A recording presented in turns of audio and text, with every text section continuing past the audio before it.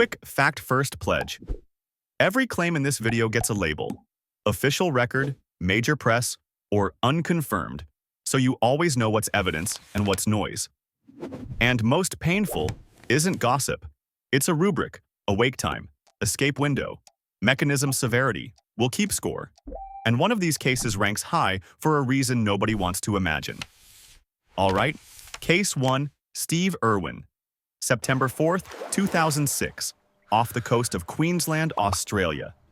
Steve Irwin is filming in shallow water. Calm voice, routine movements. It's the most normal moment possible, until it isn't. A stingray's barb drives into his chest. Here's the clinical reality. A stingray barb isn't just a puncture. It can carry serrated edges, and if it hits the wrong place, it becomes a fast internal bleeding event. Official, major press anchor. The widely reported cause centers on a penetrating chest injury that damaged the heart area and led to catastrophic collapse. No curse, no conspiracy, just anatomy and physics. And then comes the part most people skip. Even if you're surrounded by a crew, you can't willpower your way through a heart-level injury. Your body's oxygen delivery drops, your blood pressure crashes, and the clock gets brutally short. Pain index microline. Awake time. Unknown, unclear in public record. Escape window. Very short, likely seconds to minutes. Mechanism severity. Extreme, penetrating chest trauma. That's why this death is so haunting. It starts as a normal breath and turns into an emergency with almost no bargaining time. And on our scoreboard, this is the benchmark for fast failure. The body has almost no room to fight. Now let's go earlier, where the trigger is so everyday it feels unreal. Case 2, Isadora Duncan. September 14th, 1927. Nice, France. Isadora Duncan, one of the most famous dancers on Earth, steps into a car for a short ride. No stunt, no warning. Just a long scarf trailing behind her. And the scarf becomes the whole mechanism. As the car moves, the fabric can catch in the wheel spokes or around the axle. Once it's caught, the motion of the wheel turns the scarf into a winch, pulling tighter with every rotation. That matters because the neck is a single-point failure zone. A sudden high-force yank can cause catastrophic cervical spine injury, airway compression, vascular damage to the carotid or jugular, or a combination that drops you fast. What makes this case terrifying is the trivial trigger. There's no villain. There's no buildup. One piece of clothing, one moving wheel, and the body is forced into a violent mechanical event. Pain index microline. Awake time. Likely extremely brief, because severe neck trauma can cut consciousness quickly. Escape window. Near zero once the fabric is tensioned. Mechanism severity. Severe to extreme. Sudden neck force. And notice how this reinforces our rubric. Pain isn't just the injury. It's the combination of awareness and helplessness. Next case has a modern paper trail, because when a death leaves paperwork behind, it means the system had time to react, and didn't. There's also a cruel detail here. The moment the scarf catches, it feels like something you could fix. A hand reaches up. A reflex kicks in. But the wheel is stronger than a human grip, and the tightening happens faster than the brain can process. That's why escape window is the real horror metric in this case. Not the fame, not the headline, just the physics of being pulled before you can even form a plan. And that's where the trust layer matters. We follow the evidence. Case 3. Anton YELCHIN. June 19th, 2016. Los Angeles, California. Anton YELCHIN pulls into his driveway. It's the kind of moment you do on autopilot. Park, step out, walk toward the gate. Then the car rolls. This is rollaway dynamics, when a vehicle that should be secured isn't fully secured, and gravity does the rest. A few feet doesn't sound like much, until you remember the math. A moving car is thousands of pounds of force with no empathy. He ends up pinned between the vehicle and a fixed object, his gate or a pillar. Mechanically, this can kill through crush asphyxia and trauma. Your chest can't expand, your diaphragm can't work properly, oxygen drops, and panic spikes. Here's the rescue window tension. Public reporting suggests he wasn't discovered immediately. If you're pinned and alone, the body can be fighting for air while time keeps passing. And that is exactly the kind of conscious agony risk our rubric is trying to measure. Pain index microline. Awake time. Unknown, unclear in public record. Escape window. Unclear, but once pinned, it's brutally limited without help. Mechanism severity. Extreme. Crush pressure mechanics. Afterwards, what changed? This case is widely tied to broader concerns about rollaway risk and vehicle design choices. There were investigations, legal action, and recall activity, an actual paper trail. Right now, the highest score belongs to the cases where the body is trapped, while the clock keeps moving. Next, we go evidence-led on a case where rumors try to hijack the story. And if you've never thought about it, crush events don't need speed. Sometimes the most lethal motion is the slow one, because it gives panic time to exist, but not time to solve it. So we're going to do it the only fair way. Official record first, rumors labeled second. Case 4. Bruce Lee. July 20th, 1973, Hong Kong. Bruce Lee develops symptoms, collapses, and never regains consciousness. And because this case has been turned into mythology, we start with the label, not the headline. Official record, as widely reported. The official conclusion is commonly described as cerebral edema, swelling of the brain. That matters because brain swelling is not a vague excuse. It's a real physiological failure. Pressure rises inside the skull, blood flow can be disrupted, and consciousness can drop fast. Major press corroboration. Reputable outlets repeat the same core timeline. He became unresponsive, help was sought, and the official cause centered on brain swelling. Some reporting also mentions medication taken earlier that day, but the key point stays the same. Rapid neurological collapse.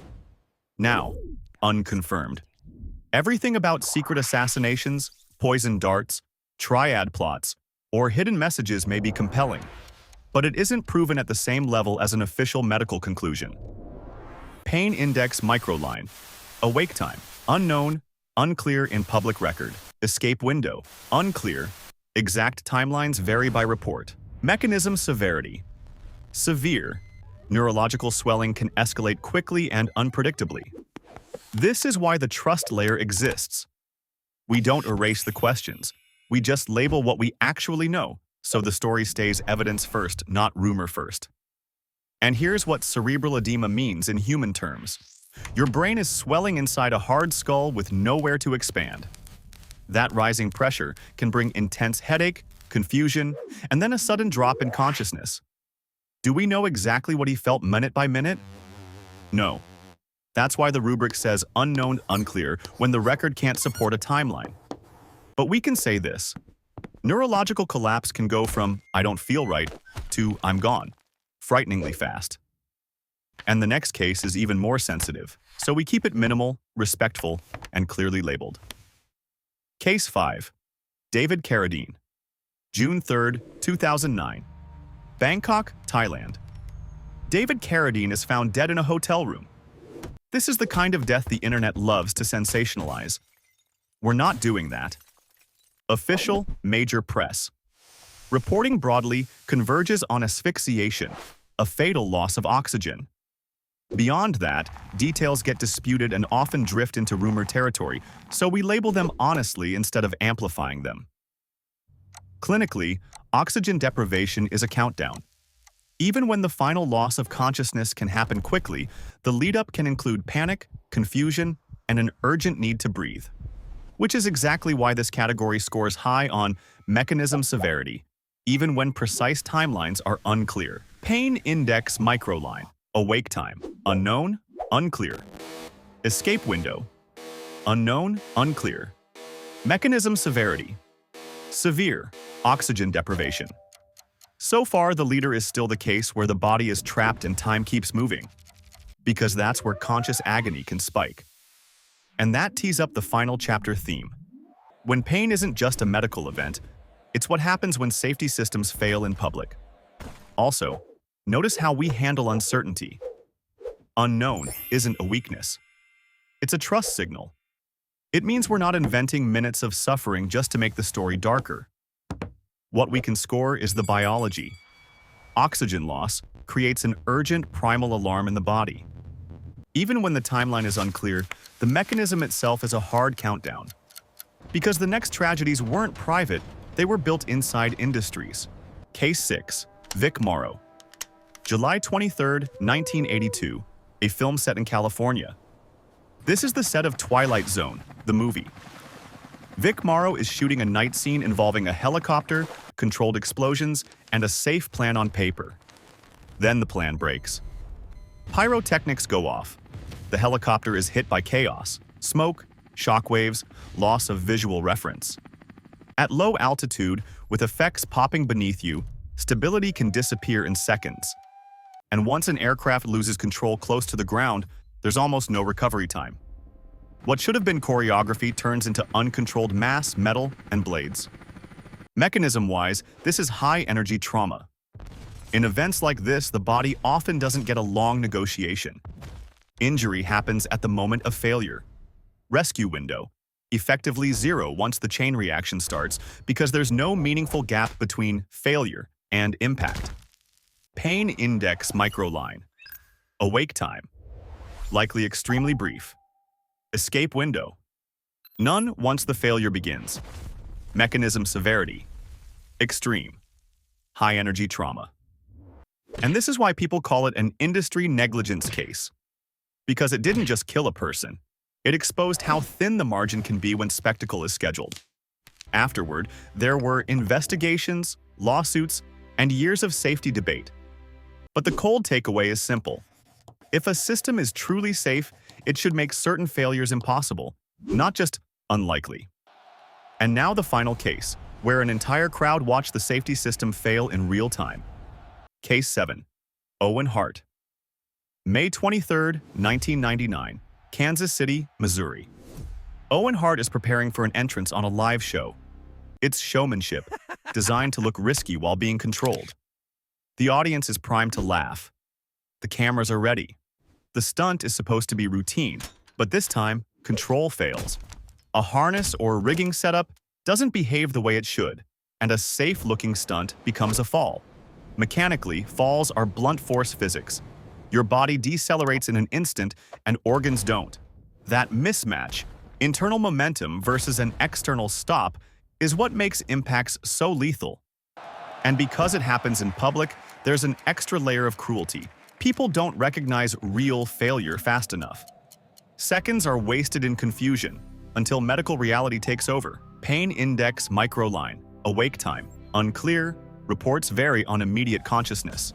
Escape window, very short once the fall begins. Mechanism, severity, extreme, high-energy impact trauma. Aftermath, accountability. This case fueled major conversations about stunt safety and rigging standards, and it reminded every live industry of the same rule. A stunt is only safe if it's safe even when something goes slightly wrong. There were legal battles, policy changes, and a shift in how risk was justified on live broadcasts. And that's the payoff to our rubric. Most painful isn't about drama. It's about time, helplessness, and what the body is forced to endure when systems fail. So what do we do with all of this? First, remember the pledge from the start. Facts get labels. Because trust is the only way a story like this is worth telling. Second, remember the rubric. Awake time, escape window, mechanism severity. Pain isn't just how bad it looks. Pain is what happens when you're conscious, trapped, and your body is running out of options. If this evidence first breakdown helped you, hit like. And comment this. Which case had the most brutal escape window, and why? Because the next time a story goes viral, you'll know how to separate pain from noise.